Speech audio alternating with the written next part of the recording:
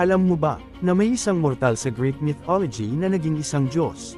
Siya ay si Heracles o mas kilala nating sa tawag na Hercules. Siya ay isa sa mga pinakasikat na karakter sa Greek mythology at ang nag-iisang nagkaroon ng immortalidad na buhay. Sa kanyang mga kwento ay, nakipaglaban siya sa mga centaurs, tinalo ang halimaw ng karagatan, at pinaamo ang mga mares na kumakain ng tao para sa pagkakataong mabuhay magpakailanman. Siya ay anak ni Zeus at ng mortal na si Alcmena. Nang malaman ito ni Hera na asawa ni Zeus, ay lubha itong nagalit, walang hiniling si Hera kundi kasamaan ng sanggol.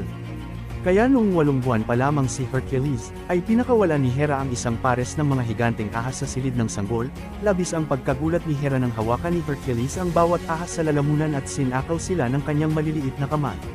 Sa katunayan, espesyal ang batang ito na may higit sa tao na lakas. Si Hercules ay may pagkamaitinite ng ulo. Siya ay may init na kasing lakas